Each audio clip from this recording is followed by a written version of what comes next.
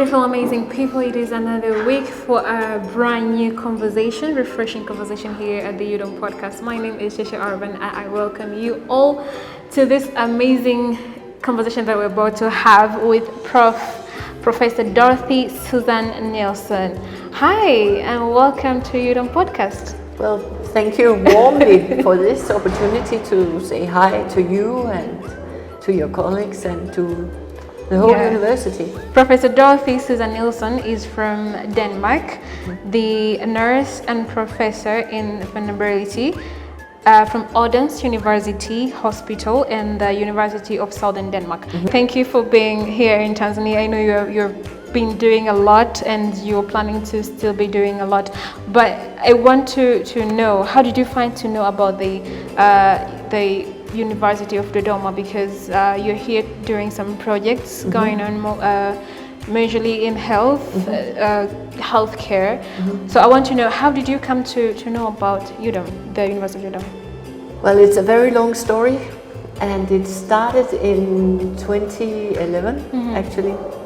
I was working at MUHAS together with colleagues there, and they had a very young, energetic teacher called Stephen Kibusi.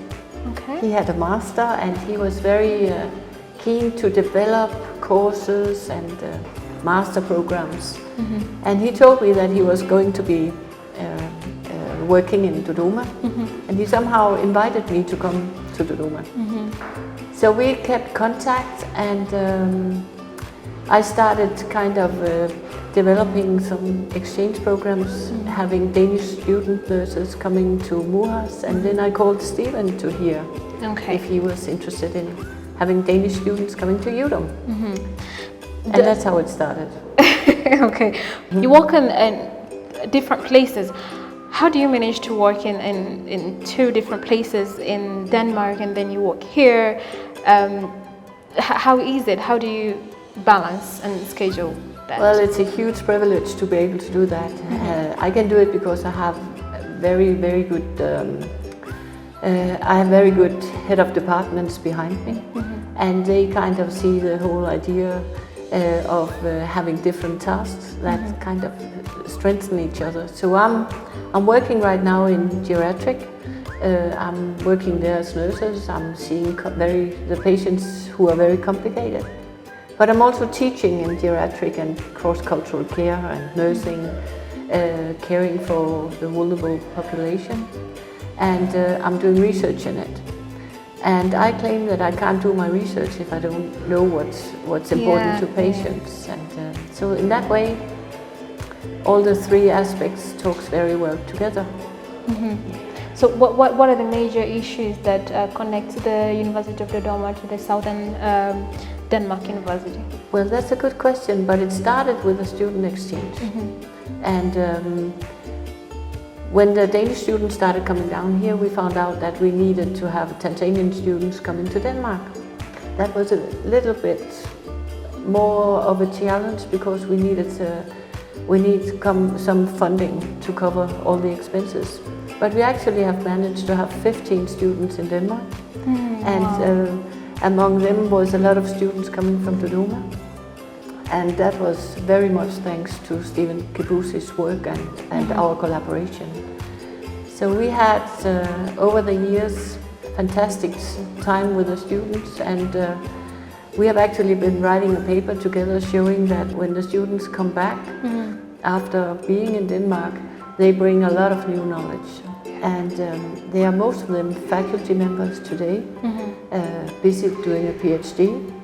So that is kind of the motivation between us, collaborating with exchange programs. But we have also developed an application, an app, called My Personal Health Bank. Exactly what I was going to ask you next. I thought that. I want you to tell me more about that. What is it? What is it about?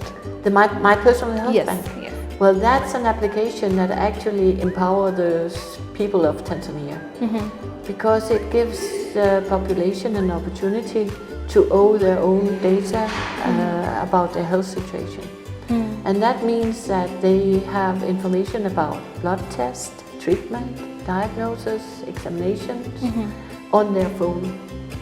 And How does that work? Well, that works like you go and see your doctor who also is working with this application. Yes. The doctor put all the information in this application, and then all the knowledge are transferred to the patient himself or herself, and then the patient can bring it to the next doctor, which means if you are going to see different hospitals, you don't need to start all over every time. Okay. So it can you can build on the information already there. And well, we did a project here in Dodoma where we included, I think we ended up including 3,000 patients or stuff like that. We are now working on the publication, and we did a qualitative survey asking patients how they felt about the app. But we also asked healthcare professionals.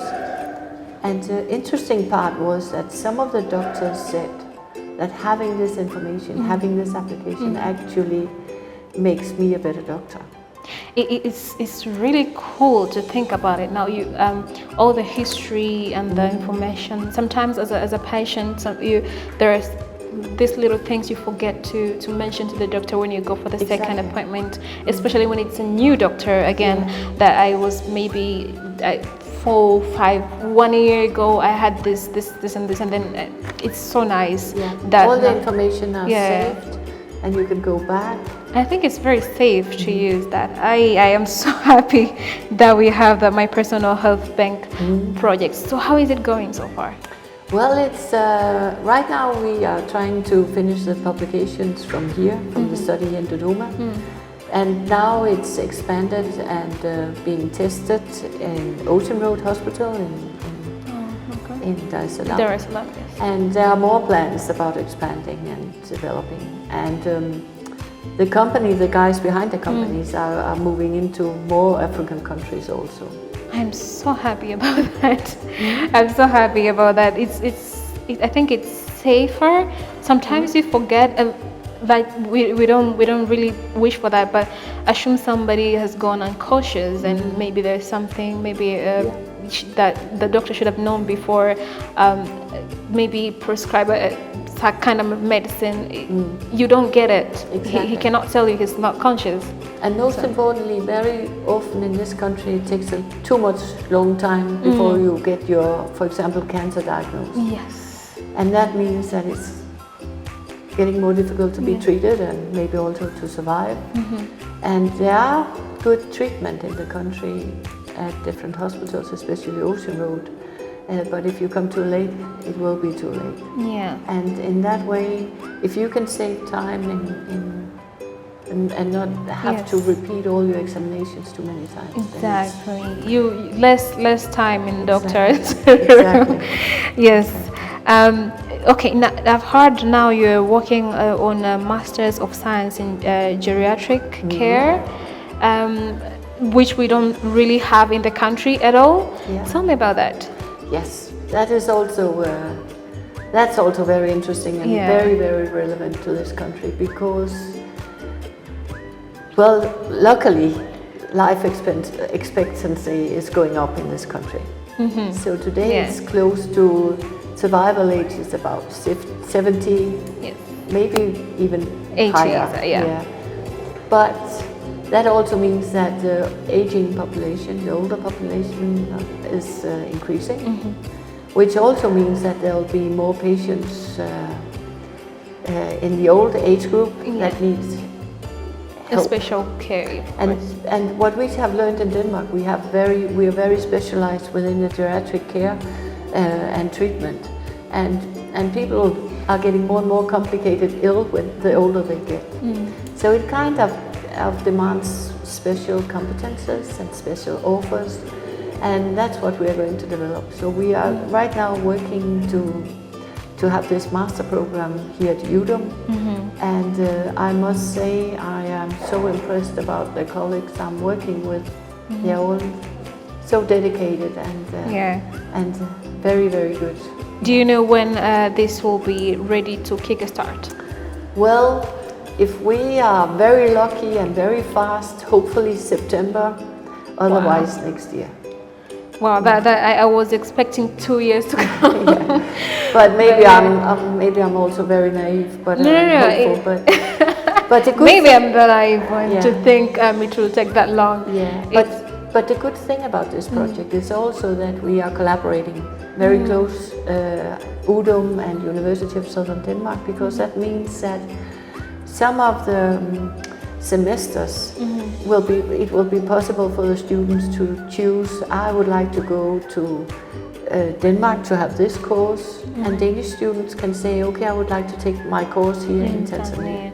Oh, so it's going to be another collaboration for Yeah. these two universities. Yeah. So basically, it's safe to say that this Masters of Science in Geriatric will be in Tanzania. It will be here at the University of Dodoma. Yeah.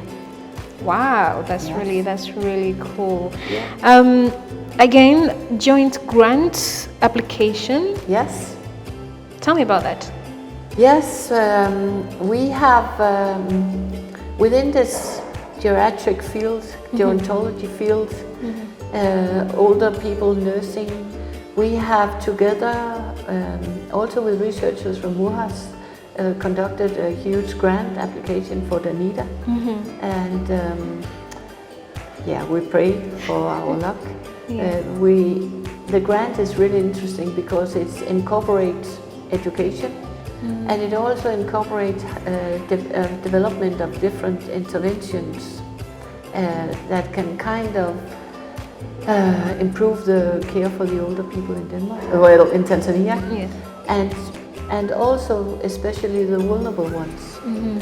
We see in the big cities here in Tanzania an increased number of old homeless people, old beggars walking around. And they are chronically ill, suffering of different diagnoses. They have poor access to health care and to treatment.